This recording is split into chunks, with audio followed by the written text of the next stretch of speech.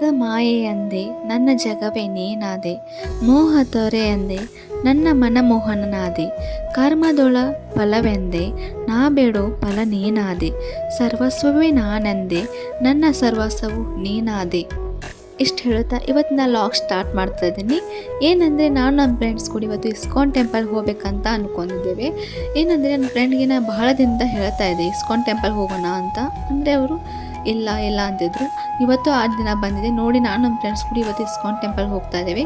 ನನ್ನ ಫ್ರೆಂಡ್ಗೆ ಮೆಟ್ರೋದಲ್ಲಿ ಹೋಗ್ಬೇಕಂತ ಆಸೆ, ಅದಕ್ಕೆ ಅವಳನ್ನ ಮೆಟ್ರೋದಲ್ಲಿ ಹೇಗೆ ಕರ್ಕೊಂಡು ಹೋಗ್ತಾ ಇದ್ದೆ ನೋಡಿ.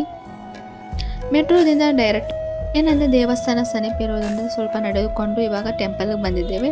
ಏನಂದರೆ ಇಸ್ಕಾನ್ ಟೆಂಪಲ್ ನನಗೆ ಬಹಳ ಇಷ್ಟ ಆಯಿತು. ಇಲ್ಲಿ ವಾತಾವರಣ ಅಂತೂ ನೋಡಲಿಕ್ಕೆ ಬಹಳ ಚೆನ್ನಾಗಿತ್ತು. ಅದೇ ಥರ ದೇವ ದರ್ಶನ ಚೆನ್ನಾಗಿ ಸುಗಮವಾಗಿಯೇ ಆಯಿತು. ಏನಂದರೆ ಇವತ್ತು ಬಹಳ ಜನ ಇದ್ದಿರಲಿಲ್ಲ, ಅದಕ್ಕೆ ನನಗಂತೂ ಬಹಳ ಖುಷಿ ಆಯಿತು. ಮೊದಲನೇ ಸಲ ಬಂದಾಗ ದರ್ಶನ ಎಷ್ಟು ಚೆನ್ನಾಗಿದೆ ಅಂತ. ಮತ್ತು ಕೊನೆಯದಾಗಿ ಶ್ರೀ ರಾಧಾಕೃಷ್ಣ ದರ್ಶನ ಚೆನ್ನಾಗಾಯಿತು. ಅದೇ ಥರ ಹೋಗುವಾಗ ಇಲ್ಲಿ ನೋಡಿ ಯಾವ ಥರ ಪುಸ್ತಕಗಳೆಲ್ಲ ಇದೆ ಅಂತ ನನಗಂತೂ ಭಾಳ ಖುಷಿ ಆಯಿತು.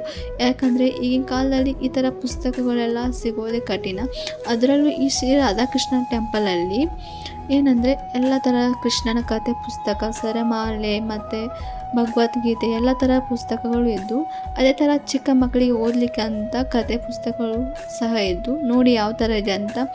ಇಲ್ಲಿ ಮನೆಗೆ ಬೇಕಾದ ಎಲ್ಲ ಥರ ವಸ್ತುಗಳಿತ್ತು. ಅದೇ ಥರ ನಾವು ಇಲ್ಲಿ ದೇವರ ಪ್ರಸಾದ ತೊಗೊಂಡು ಇವಾಗ ಕೊನೆಯದಾಗಿ ಓರಿಯನ್ ಮಾಲಲ್ಲಿ ಸ್ವಲ್ಪ ಫೋಟೋ ಶೂಟ್ ಮಾಡಿ ಹೋಗ್ತಾ ಇದ್ದೇವೆ. Bye guys. ಇಷ್ಟ ಆದರೆ ಲೈಕ್ ಮಾಡಿ, ಕಮೆಂಟ್ ಮಾಡಿ, ಶೇರ್ ಮಾಡಿ.